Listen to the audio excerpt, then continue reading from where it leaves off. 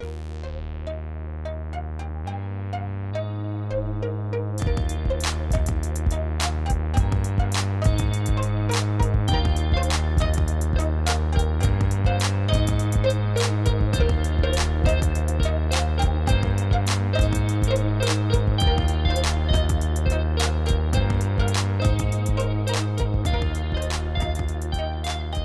to another episode of the Whiskey House Pub House. Specifically, we're kind of celebrating Bourbon Heritage Month, kind of a month early. September, I think, is when people normally do it, but we're unique, so we're doing it in October, not because we forgot or postponed didn't have anything. time or postponed or nope. It's because we just we love the heritage so much. We want to make it like a quarter of a year thing where you can really appreciate it for longer. 1 month just isn't enough. It just isn't enough. Yeah, exactly. So we let everyone else do their, their special episodes, focusing on bourbon and that heritage. We're here to pick the ball back up and continue running with it. So that's what we're doing. Definitely plan this. We have a second outline, people. Because that went for super the well third the first time in history. But before we do that, because we juked you, we're doing American Single Malt today. No. So you thought we were doing bourbon again, but you're dead wrong. Dead wrong. I like to think in this I forgot. this podcast, this is all us. We didn't have any help from anyone else except for a couple people, but they didn't really help. This is the ideas and the core of us is simply us. And that's the same with single malts. They don't get no help from no one else. It's just the distillery. It's just them. They're out there plowing their own field. Plowing their own field, metaphorically. Like, paving their own path, but somehow I got to a different metaphor. Yep. But, well, I think we're going to go around and introduce ourselves again, as we normally do. And something that I think we didn't do last time was we didn't really do, like, a history, or not a history, but, like, we're kind of, what's been going on lately. So I'll start, I guess. Dylan here, regular co-host of the podcast here. It's been going pretty good. So yeah. Just going pretty good. Yeah, I think we should really recap. It's real steady. Recap how we've been. I'm all right. I guess. That's a real Minnesota, getting down to and it. I can tell. How are you feeling? Yeah, and I can also, but as a fellow Minnesotan, I can tell exactly what that meant. Like everything entailed in that good. I know. You're able to dig deeper. Yeah, I can dig deeper without you explaining it. Infer, I think they call it. Yeah. But yeah, but today we do not have Carter. Carter is unable to join us today, but filling in we have the infamous, we'll put it, Whiskey Boy. Liquor. Oh my goodness, I'm so Boy. sorry. Well, Whiskey Boy works too. It's just for today, especially. But we've had him. I will try my best. We've had this slave-like figure give us all sorts of different kinds of drinks, and so I've been here many a time. Yeah, many a time, and you've had a time. A great time. I have had a time. Yeah. So just what episodes have you been with us in? A lot of them you've been in the background. I think I know the ones that come to mind. The $20 bourbon episode. Yep. And I think the $30 also. Correct? Were you here for that one? Which one was here? The 30. So I think it was just the 30 then. No, you were up at the cabin for the 20, weren't you? Oh, that's right. That whole fiasco and Wild Turkey, I believe, won out, which is an interesting segue to our next episode that we will be getting to. Yep. And I want to mention that too. I was just watching a video, or I should say my dad was watching the video, and I was peering over his shoulder, and they were doing a bourbon not under 20 but under 30 challenge. Wild Turkey 101 won their competition as well. Really? What was that for? Oh, that was just an Instagram thing? No, it was a YouTube video. And sweet. They pitted Buffalo Trace, 1792 small batch, Old Granddad 114, and Wild Turkey 101, and what was the other ones? Oh, the Jim Beam. The white label or the black label? No, they got a cheap Jim Beam single barrel because now they have okay. the Jim Beam has a single barrel now that's like $40. But this guy, he pulled a Dylan and was like, "Oh, but Oh, I I got got a it for discount." $28.99, Yeah. so it counts." And it, they play by the same rules as that logic, so Makes sense. they're like, As should everyone. "Yep, as should everyone." Yeah. Because of course you can always find a deal. Exactly. Yeah.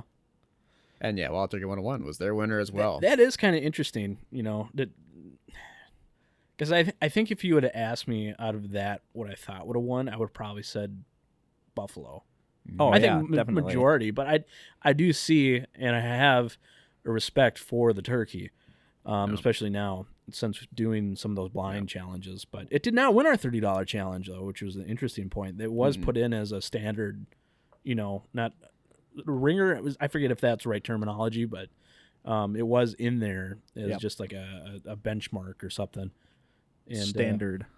And Carter and I don't even think that got third. I got like fourth or lower or something too. Probably. But that's all subjective, and there was a lot of whiskey in that. But I guess I should introduce myself. I'm Zach. I'm here a lot too. I'm a co-owner, co-founder, really, of both the Extraordinary Gentlemen Podcast Network and the Whiskey House Pub House. Really, just been here the whole time. Founding father, progenitor of drunkenness. I mean, healthy drinking, healthy living. lifestyle choices. He wears a polo. I wear a polo now because of my job. I'm serious. I'm a serious person. He's a real adult. I'm a real adult with drives real with real adult opinions. Well, And I'm going to share those today about single malts. I think that pretty much covers everything. So, all right. Yep. Let's do it. I just can't get rolling. I am super out of it today. I'm a little okay. tired. But getting into it. So single malts, the subject for this episode. We've talked about it recently, I think in the rum episode a couple weeks back, that they successfully passed a law, I think, recognizing the definition of American single malt specifically being 100% malted barley, whereas before I think it was it might have been like 51%, the same designation for rye or American or just bourbon in general. So it's cool. I encourage go look those up, for the American laws and what that exactly details. There's some cool things that this is going to be able to allow distilleries as a whole to really experiment and have the flexibility of being able to try new things. So it's going to be super interesting. But today here, we're kind of going to look at some of the founders, the ones that really drove home and tried to get this founded, at least for two of them for sure. So today we are looking at, for the first one we're going to be trying is Stranahan's, the OG, the yellow labeled bottle. It's got the tin top. It's from Colorado. Just a real solid. I love the bottle on this, and I love the design on this. This was one of my first whiskeys that I got. Yep. It's simple but unique. You'd think someone else would have a similar looking bottle because it doesn't have any. There's no curves to it. It's taller than a lot of their bottles. I really like this. It's flat on the back of it. Yeah, so you can put it up against a wall. That's true. Yep. And super convenient. Or it doesn't roll away too. Right. You can lay it flat. Zach, would you mind pouring us a little bit? There's even measurements on there we could pour an ounce on. I can, but then we're gonna get tinny flavors from the tin cup. Oh, that's true. Well, do you want to pour it anyway. for us anyways? Yeah. Stranahan's. It's a twist Oh, it's just twist. on the first one. Yep. See?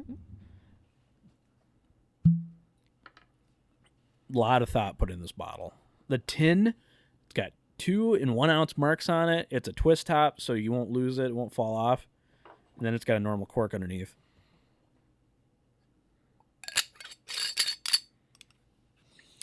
So Stranahan's, there's not going to be a lot of history on this one as far as this episode goes. But Stranahan's was, the first bottling came back in 2006.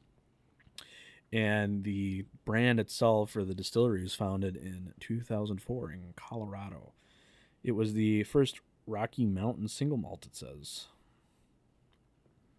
Whatever that means. I mean, the Rocky Mountains is That's a big range. I mean, Yes, it is. It goes all the way up. And do you think they even checked like Mexico or Canada, or do they just like look at Probably not. their local surrounding states like Wyoming or It's kind of Nevada? a 360 check. Yeah.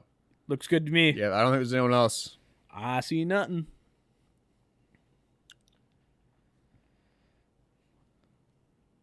So, Liquor Boy, what's your take on single malts or like whiskey in general? Let's interview you a little bit. This is kind of a little bit more about you. How did you get started whiskey, and what was your first whiskey you would say is kind of piqued your interest? Well, probably you mostly. You and Carter. Allegedly. He piqued your interest. Yeah, they were the ones that first. Took one look at Dylan's form. And you're like, oh my goodness. Oh my goodness, it's beautiful. I bet he loves whiskey. I need to know more about this man. He's got the body of a whiskey enthusiast. Yeah, I don't know. I was just kind of. Mhm. Guys, just What was your what's like the first one that comes back to you as far as the memory, like specifically embedding itself into your memory as remembering like this either stuck out or this was your first bottle or whiskey that you tried? well, the first one I remember actually trying was the 1792 small batch. The red neck around it. Okay. Yep. And I remember we were sitting around the fire up at the cabin, and you told me to go get some, and I hated it. Let the hate flow through you. Yeah, Good, yeah. good. It wasn't. Really I just soft. wasn't a fan of it. Mhm. I think. And you had a second sip. You're like, wait a second. Wait a minute. Just kidding. Oh, so it would have been the bottle and bond one if it was the cabin, I think. It was the same weekend as the $20. $20. Yeah. Okay. Yep. Yeah. So you didn't like it at first. Nope. So, but that was the first one that you have in your memory. What was the next one or what was the first one? Let's say that you started to develop a, either an appreciation or something you found in a whiskey that made you start thinking, I might come back to this. Well, probably the Wild Turkey Rare Breed. Okay. Not the rye, just the That's- regular yeah, that's one. a phenomenal bourbon. Oh, I found that I am definitely a lot more into the higher proof. So the Rare Breed being 116, I just you get that burn. Mhm. Right. It's just Yep. so good. I think as a beginner, it's very important to, well, try not to ride the line, but sometimes you have to ride the line of you don't drink it for the feeling, because that tends to happen to young ones or young people like me, is you feel good when you drink the high proof stuff because that's what alcohol does to you. It calms the senses, changes your physiological nature for a couple hours, makes you less nervous, but those are not the things that you need to be focusing on when you're enjoying a glass, which is why we highly recommend you water down your stuff. I mean, really, put some water in it. If you want to, we can throw an ice cube in it. I don't recommend it, but if that's what makes it more enjoyable as a drink to you, do that and really get to know the flavors. Yeah. Explore it. Explore it a little no, bit. totally. Mhm. And you've definitely seemed to have expanded your the horizon as far as what you're drinking as far as whiskeys and alcohols in general. I think we know that Wild Turkey seems to be a big appreciation of yours as far as a bourbon, one of your favorites. Yep. What was what to you appeals and kind of brings you in as far as like whiskey in general, other than like the obvious, the enjoyment of, ooh, this tastes nice, or like, ooh, this has a nice side effect. Like, what kind of appreciation have you found in it?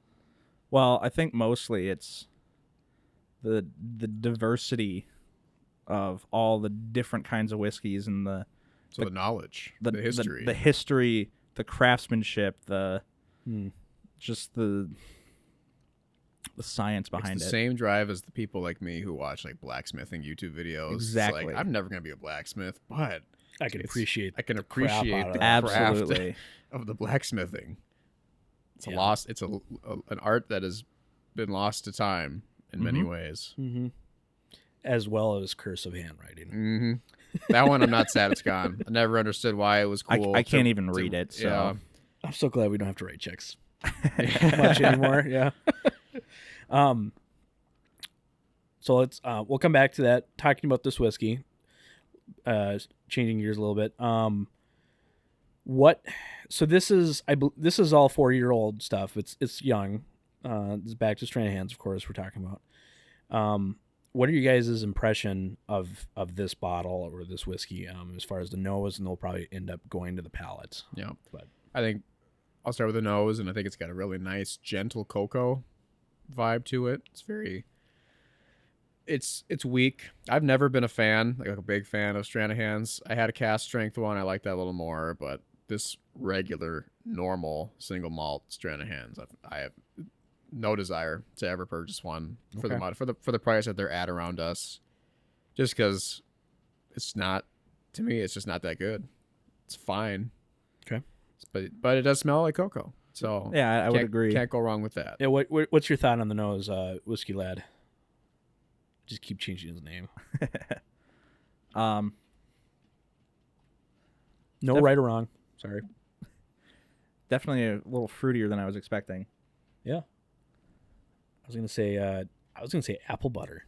Apple butter. Apple butter. It smells like it's got a Boots with the creaminess to it, sauce. but it also has a very fruity, not citrus, but whatever apple. I get a smell. very faint green apple. Yeah. Okay. But yeah, it's been a long time since I had this. I'm actually quite impressed how much I enjoy this more than I remember. But yeah, no, it's definitely it's not the best thing, but if this was the only thing, I would be very happy with it. It wouldn't be that bad. Yeah. But all right, let's go to the palate.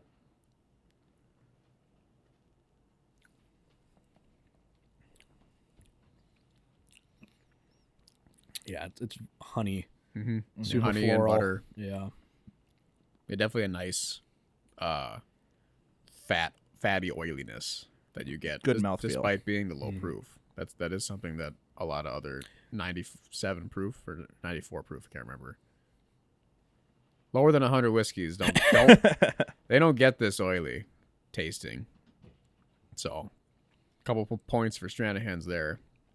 I find it just kind of lacks a body. It's just too thin. It's too thin to really chew on. yeah, it's got a good. I guess all of the flavors or the pronounced flavors are towards the end and more of the finishing, whereas like the head, the beginning, and the body, like you're saying, are definitely not the most fleshed out. Pronounced. Yeah, but not bad. Mm-mm. Not the best I think that we have on this selection in front of us of 3 bottles. Mm-hmm. Because we got 3 bottles, are we going to rate them as we go or do a final rating? Or we don't have to rate them either.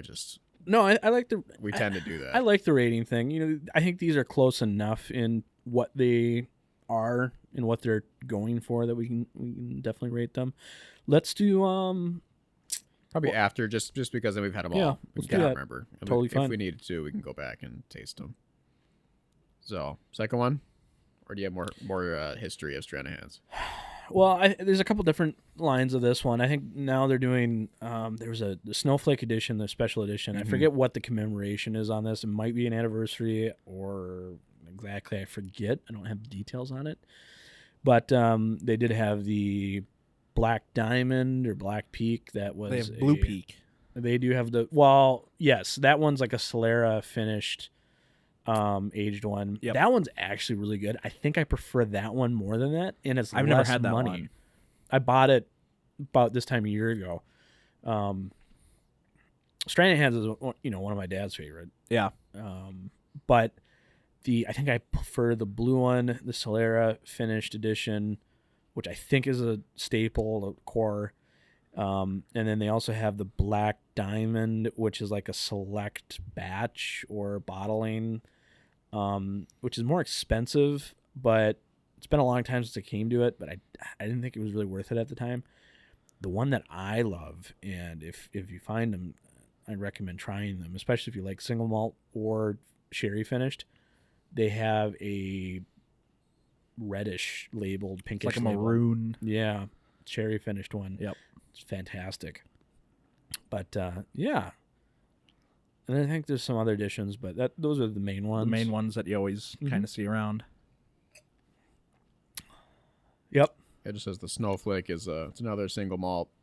Then it's only on sale for 2 days. A year? A year, and in this case, it's just going to be at their festival. They're doing a little Snowflake Festival in Denver. Well, I guess we got to go to Denver. Yeah. Snowflake. Yeah, so sorry, I was looking up kind of the next one that we have in front of us. Yeah, I can start pouring it. Sure.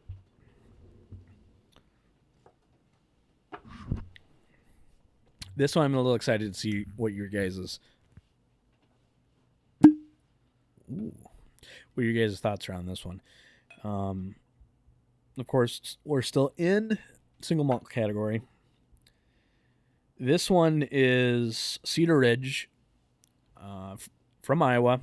This is the single malt, and I believe it is batch 3, but we will confirm in a moment. So this one's from Iowa? Yep, Cedar Ridge, Iowa. I think I've been there before. Best thing that comes out of Iowa, I'm sure. This is batch number 7. Batch 7. That's almost like Yeah, there's not much good stuff that comes out of Iowa. So we'll talk about this one, and then we'll kind of give what we're smelling. But so this is 46% alcohol. It's called the Quintessential is the name of this. 100% 2-row pale malt barley. It is a blend of 4 and 5 year old whiskey, according to the website. And this one actually has a slight bit of peat to it. You can definitely tell. You already tried it? No, you can smell it. You can smell it. Because you can smell it. It smells like super bready. Yep. So bready. It's like bread in a cup. Bread. I love this bread. You like the bread, little birdie? You like the bread, little birdie? I love this bread. It smells so good. I love It does how smell this smells. very it's tasty. so unique. I've never had a whiskey smell quite like this, because when it's a Scotch that's peated, it's smoky and salty and peppery. This one is just like white or wheat bread. I'm not 100% sure that the website's a little... I'm not sure if it's referring to like a generic process that multiple of their lines can be undergoing, or if it's specifically talking about this line. But this one might be... It definitely smells like it might be finished in sherry. Zach's going to go in and see if he can dig deeper on the label. But it does have like a mustiness to it. Like a moss, maybe. From the peat, possibly. Well, the mustiness would probably be from the sherry if there is sherry in it, but...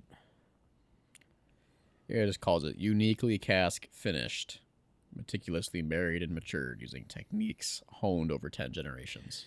Well, if it says that on there, then I'll kind of go into what the website says about that then. This just says the finishing is, after aging, we transfer the whiskey into various finishing casks for an additional 2 years. Yeah, so it's whatever they have Whatever on they feel hand, like it, whatever yeah. they find, whatever they want to dip their toes in. Literally, they probably as a Cedar Ridge family, they get in there. Every barrel gets one toe. Get their dogs in there. Ooh. Yeah, this is Get a little Frito in there. Oh, wait a second. That's what it smells like. It smells like toes. little bit of maple syrup on the smell. Mm-hmm. But you can... I don't know if you guys tasted it, but you can tell that there is a little bit of wine influence on that. And the peat is a nice accent. That's really good. I think it's okay. No, for some reason, I don't love this one. I really. This one is about the same price as the Stranahan's. It's in that 50. I forget if exactly what the price point was on it when I purchased it, but I think it is a good core range. I think I enjoy it. Yeah, this is. I mean, it's extremely unique. I don't think I've ever tasted a whiskey quite like this. A little blackberry at the end. Yeah. The peat comes across more as like a peppery, but I like it. I think it's really good. Yeah, I think it's very balanced for having the peat accent to it. It is not. You can tell it's an accent, almost like it's. Whereas like a Highland whiskey such as Oban or Kleinlich has peat accents to it, this is what I would put that into, as like the same category as that. It's not an Isla by any means or an island, but it's like a peated Highland is what I would say is the comparison. No. But final thoughts on this one? What do you guys think about this? I'm just surprised. I guess I don't.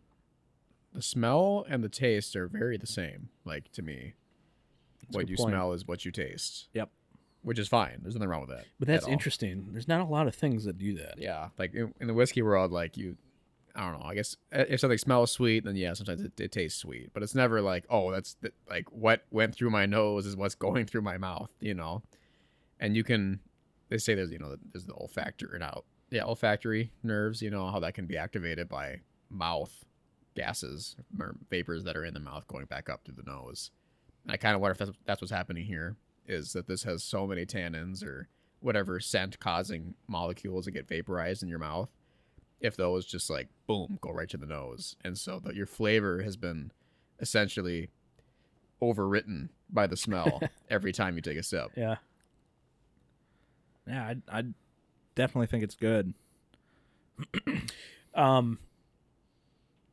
I guess I won't ask this question because it kind of gives away some of the rating things. But going back to, let's talk about, interviewing Whiskey Boy again. Where does single malt line up as far as your preferences? I don't really know. That's a hard question because there's single malts of different kinds. I don't have much experience with them. Even Scotch? Very little. Very little. Okay.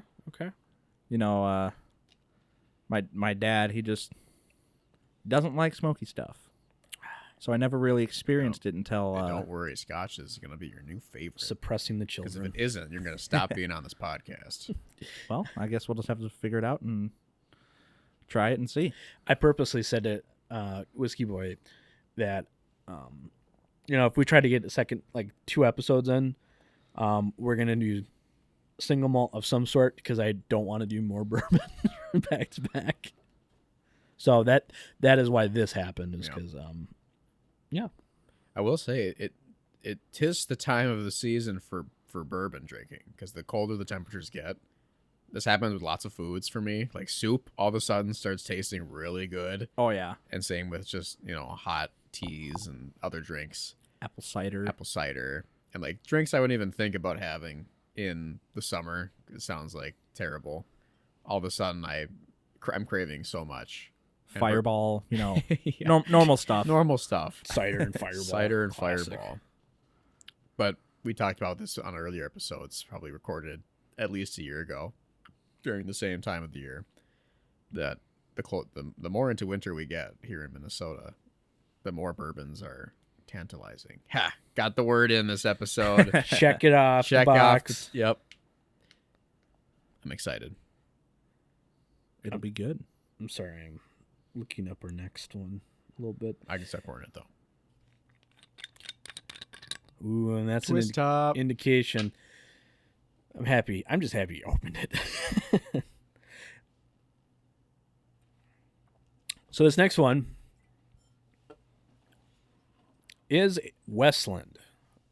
we've had it on the show before. We already have feelings towards it of being very friendly and embracing and delicious. And but we have not had this one on yet. I think prior we had a Garyana and we had a sherry wood finish and we had the peated line. However, those have been now classified into the designation of the heritage line or collection. Replacing those as standard offerings is the Westland American Single Malt Whiskey. And this is essentially what this is them expanding their presence, trying to get more markets. I believe, I cannot confirm this, but I believe that this is a blend of the Heritage Collection, or was.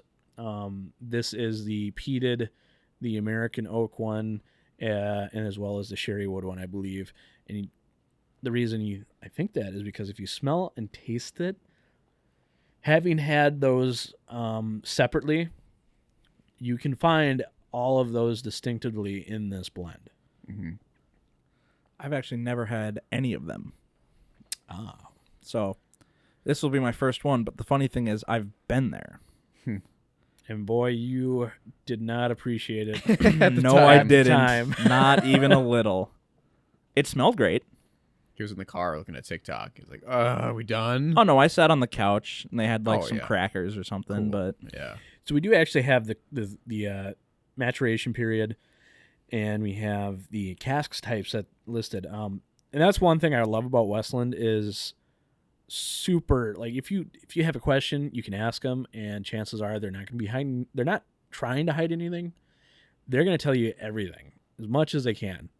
So this is aged for, it says 40 months at least. The cask types are Cooper's Reserve New American Oak, Used American Oak, First Fill ex-bourbon barrels, and First ex Oloroso Hogshead and Butts, and Second Fill ex Oloroso Hogshead and Butts.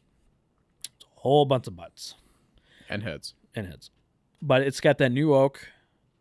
It's got that cherry. And unless I am gravely wrong, it's got peat in it. Oh, yeah. Yeah. I don't know. Just kidding. Yeah. It is. You're not grave. I would stake my Life. 2.5-year reputation of podcasting on it. My rep is on the line. My cred. Yeah. Street cred. You know the pride we have. But this this I found this one in California. I have not seen the core line in a mass market sense as far as in the stores here, but you can buy it online through third-party shipping Don't tell anyone that. $65. Shh, secret. I've seen this bottle once locally. But which one is it? Because they all look pretty much the same. It was the same one. It was the American one? Okay. Yep. All right. And it was 105? Yeah, just go online. Yeah. Oh, no. I mean, there's no point Even in, with $20 shipping. no point in buying it then. All right, then on the nose. Yeah, I find the scent extremely overpowering. It's good. Actually, I like the abundance of scents, but it's one-dimensional. I like that one dimension, but that's all I got to say. I can smell only one thing. This is more of a jam that you would like. It's so dense, it's almost a jam that you'd spread on your toast. Oh, yeah. Like this is the level of scent that's coming off of it, even compared to the Cedar Ridge, which we said was even more pleasant on the nose, which is still an amazing nose on it. But this is just, it's very evident how much flavor is going on in this bottle. Oh. And this is one that's been, like, this is mellowed out. This bottle is towards the end. Oh, you can tell I enjoy this. Yeah. You could see someone's been liking this. Yeah. And even with its mellowness, it's aired out enough. It's still dense. The air is viscous, thick. Oh yeah. I'm gonna drink it. Oh my goodness.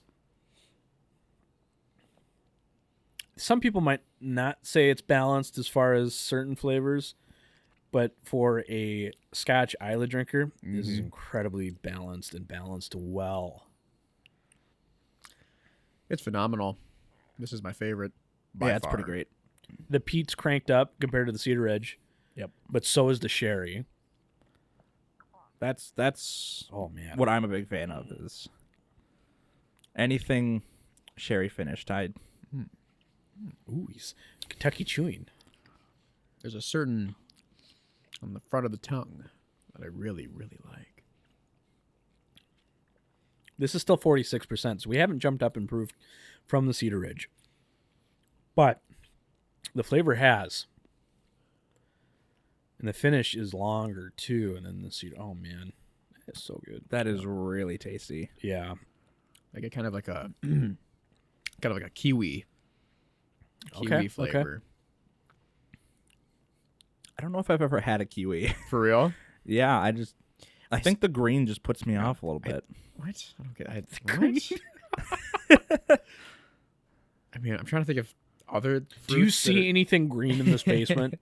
Obviously, the Yeah, boy they is hate green. gravely. I am just terrified of the color green. Yes. But just quickly derailing from whiskey, kiwis, they sell like miniature kiwis, like I don't know if it's a different kind of kiwi or if it's just an extremely underripe kiwi, but they're the size of grapes. Really? They might be hybridized kiwi grapes, but they're the size of grapes, and they still have the shell of a kiwi, but it's so thin you can just crunch right through it, and so you just pop them in your mouth. But they're kiwis, and it's really, really good. Because It's really, really great. good. They're great. The only They're experience I've chewy. ever had with kiwis is I did a trip to New Zealand, and I did a school project on New Zealand, and that was the main topic was kiwis. yeah, the bird. bird. Yeah, Not the fruit. not the fruit. I wouldn't recommend eating the bird though. You had it? No. Or are they endangered? Yes. Yes. Wait, I think they were wait, when I wait, did the wait. project. Wait. Back up. What? What did you eat that was endangered? No, No, it was a joke. Oh, okay. the last dodo bird. We've already kept your name off the episode. You're safe. It's a safe place. You can tell us everything and tell us all. I got a guy. I've had ostrich before, and Ostriches are endangered? Oh no, but Okay. I just I'm like, what? There's a farm in Iowa that has a. You can ride them. I mean, I don't think that's something normal to eat. Maybe they're eggs, but not them themselves. It took us months to go through that thing. You can buy ostrich eggs. That's awesome. That'd be an interesting podcast. That would be a good episode. We're talking about doing like, I forget if it was January or February. Doing like a dry month and doing episodes related to non-alcoholic stuff. I think chocolate milk was discussed. Doing a bunch of chocolate milk. That would be awesome. Trumu versus Kemp's Yep. versus Yoo-hoo, dude. Horizon. Yoo-hoo. But like You. mocktails would be a good one. with chocolate milk, Eggs episode. I don't know how we do that. Chicken but eggs, duck eggs. I mean, quail eggs. dude, I know all about eggs. The Eggman. He is the Eggman. I'll be called Eggman for that episode. So I had to make a list for podcast purposes because I'll come across something like, oh man, that's a really good point. We should talk about that. Or man, I just had a good idea. So I started writing things down, and I'm glad I kind of reviewed this again. I came back to my notes, and Could you imagine that Dylan wakes up in the middle of the night? He's like, I have an idea for a I need- podcast. Oh my goodness. Write that down. Write that down. Outlines for podcast. They'll love that. All The right, I'll finish this later. I'll remember it. Why did I write the? What was that for? So, something I never thought before. There's obviously, someone who also drinks beer on the side. There's beer uses a variety of different malts, right? And a lot of Scottish distilleries also do. But I don't think to the same point that a lot of these American distilleries, the micro distilleries, the craft distilleries, are, because America, compared to Scotland at least, and I could be totally wrong about this, so obviously grain of salt, all that, back it up. The beer background has a ton of different options and things they can do to malt. You know, you get chocolate malt, and even malt can be barley bean can be malted, but then you also have different. You can roast it, so you can roast malt to any, like almost any degree. You know, we have a coffee background essentially, so we know that coffee is, you know, they're coming from two main species. You have the Arabica and you have Robusta. Even in the Arabica, there's a great wide variety of what you can do with that species. And then beyond even that, there's roasting levels. Yep. Right? And then on top of that, there's blends. Well, that's the same thing with barley. Tons of different species, even more than coffee. But then also you have all that range where you can play with it. You can do different blends. You can roast it. So how do you figure out what single malt whiskey you're going to do? Because you can do a blend. You can do one type of barley. You could roast that one type of barley. So how do you figure that out? Westland posted on Instagram, and I never thought about it before, and it was so cool. And I didn't fully understand it, but their post that they did, they were doing Cloning. Cloning barley. How do you test all that stuff? You need more employees. You clone the employees. They were testing different malt recipes, essentially.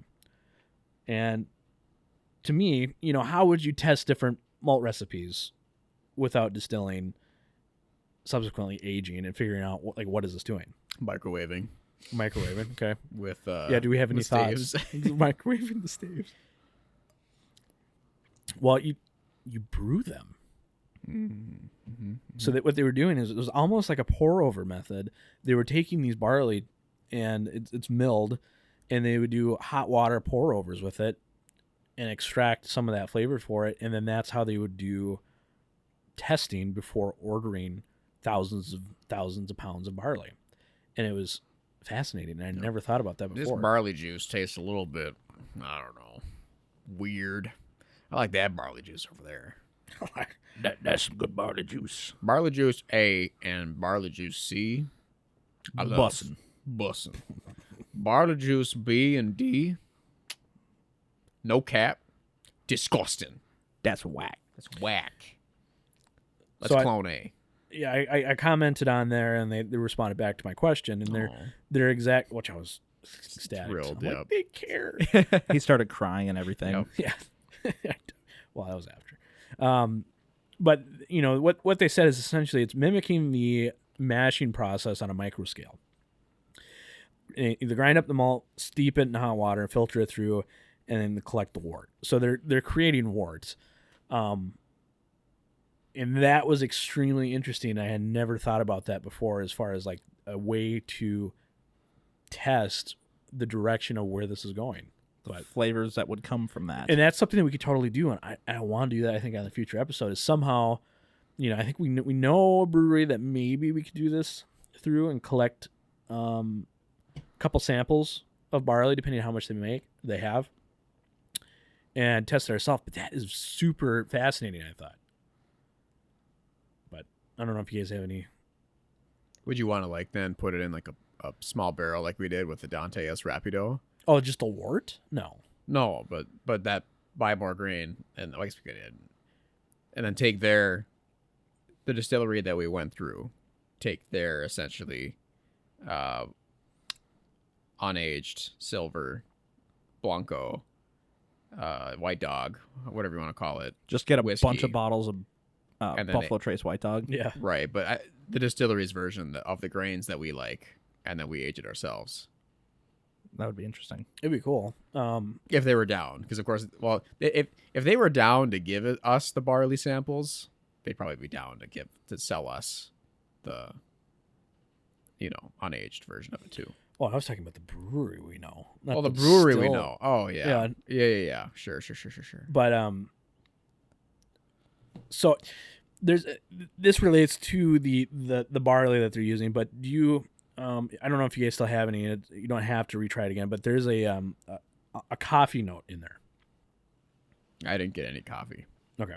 If you I'm gonna save my next time. my Yep. levels. No, totally. But there's and this is one of the reasons why I love the Westland, because there is a coffee note, and I think it's more pronounced on the sherry wood one, the straight sherry one, but it's like a distillery signature throughout all their stuff.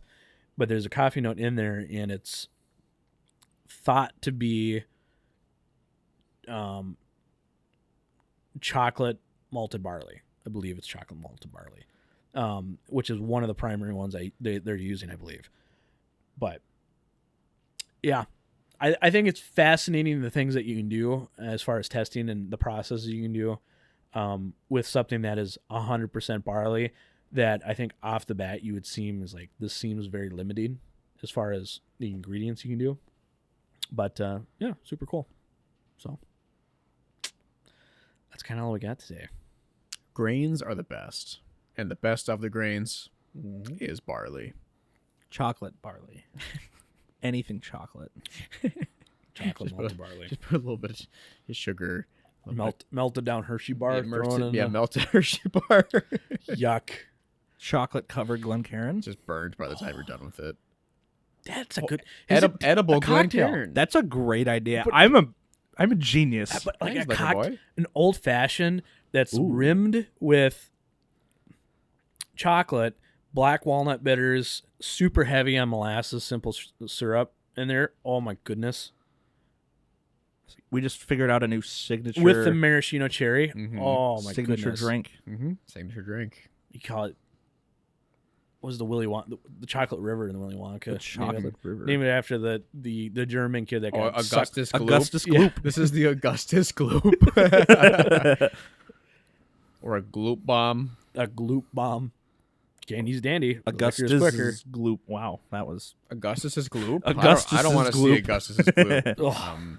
I'm good. This is PG. Yeah. We're non-explicit on this podcast. Yeah, well, by the time that we actually get to making this cocktail, the Timothy Chalamet version might have come out of Willy Wonka, and then maybe they'll have a new version of Augustus Gloop. And his whatever he does in that movie. It's a hard R. Just oh my goodness, kids are dropping off like flies left and right. That's not where you're going. No, it's a Oh, okay. hard R. What? Just like a Willy Wonka movie that's a horror movie. Oh, horror. Oh. Like hard R. What? Yeah. Well, no, but the rating. The rating. The rating. R. Oh. I'm like, I think about words It's like that kids ended are a hard no. R. Kids are just dropping off left and right. Like Yep. Yeah. just Yep. people are getting maimed. Yep. Obviously, Oh, I for sure. can't see that, but like you Yep. just I mean, ooh. at the end of the Johnny Depp version, when all the kids walk out with all their various side effects, like that was pretty. That scared me as a kid. That's a soft R. But they all survived, except for that kid that that got put in the taffy puller. Mhm. That kid's gone. Yep. Like he died Well, we saw hours. him. We Yeah, saw but him. no, he died hours After, later. yeah. Like The fact that he was moving was just every bone in his body was turned into marrow, Dust. essentially, and dust. yeah, I don't think he made it. Rip. Yeah, essentially. So ratings on these bottles. Yeah. Westland first. No, we can start at Westland first. Oh, we're gonna. I was gonna do like 1, 2, 3 kind of thing. First, second, third. Oh, okay. I can give it 1 out of 10s though. Let's do 1 out of 10s. Okay. Because I think we're all gonna All right, all gonna put that Westland Yep. first. Stranahan's is a 4.5 to 5 out of 10. It really isn't that good to me. It's fine. It's just fine. The Cedar Ridge smells phenomenal, tastes bad, almost bad, not quite bad. It's okay, 1 step less than fine. I'm gonna give that, because it smelled so darn good. It's a 5, solid 5. Okay. And then Westland, I think I like a lot of their products more, but this one's really good too. And because of its just strength for being the proof that it is, and for being just so well balanced. I'll give it a 7. Solid 7 out of 10. I guess for comparison, what based off your memory, where would you put like the peated and or the sherry peated wood? was one of the best things I ever put in my mouth. Okay. So that was a 8.8 Okay. out of 10. I wouldn't give it a 9 just because I guess there are other 9s in the world Right. that I wouldn't quite. It's right there. So like just below 9 Okay. That's saying a lot. for the peated. Oh, for him, it's saying a lot. Yeah. It is. because it was it's so good. I know where one bottle is. Yeah, Yeah, it's just unfair. in Minnesota. But whiskey boy, where would you rate these and give them a rating, and then your thoughts? Definitely the Stranahan is like a 4. Okay. It's good, but Not your thing. yeah, So 4 is good for you. like it's okay. I'm not saying 4. I'm not saying that 4 being good is bad. I'm right now adjusting your scale levels. Yeah. I mean, again, not a whole lot of experience with different kinds of whiskeys. Yep. The Cedar Ridge, that's a solid 6 for me at least. Okay. First time trying Westland, I mean that's pretty good. It's really good. Definitely 7.5, 8, at least 7.5. Okay. I see where you're coming from. Yeah. Yeah, so for me, Stranahan's is. I said it before, and like I'd be happy if that was the only thing I could drink. Would it be the first thing I would pick out? No, definitely not. But it's more floral and fruity, and for those type of things, I'm not a huge fan of like floral stuff. But I'd probably give it a 4.5 to 5. It's good. It's enjoyable. I wouldn't complain about it if somebody had that, and that's all there was. I would be more than happy with it. But the Cedar Ridge, I would do probably a 5.5. I like it. It's good. Glad I could get a bottle. Probably wouldn't get a second one, at least until this one's empty. But the Westland, man, it's like that's my thing. I'll have to give you the sherry one to try, Whiskey Boy. Oh yeah. But the sherry one is my absolute favorite, and I am keeping those bottles. And I actually found a place I could get 4 more. Oh wow. I bought 4 more, so I'll have 6. I'll still be hoarding them. But I'm glad that I would prefer the Westland, the sherry, to stick around instead of it being used in a blend. Am I happy that this is around still? Like this one that's slightly cheaper. I'm glad it's around. I'm happy for the wider distribution. So that being said, I think it's an 8. Super happy with it. So yeah, That's all you can ask for is being happy. No, yeah. Happy with what you got. Mm-hmm. And with Scotch prices going up, as we always say, the Every day. craft distilleries that are doing single malt are just becoming more and more not Desirable. cheaper, Oh. but yeah, they're becoming Better a values. better option. Yeah. We'll say, yeah, better value. So, thank you for entertaining us with your presence, listeners. And They're here? Well, Live? we're imagining they They're are. in my house? The future? The Get out of my head. Thank you for listening to this episode of the Whiskey House Pub House. See what I did? I got it. Got it. And join us next time for a special episode of the Wild Turkey series. So, goodbye.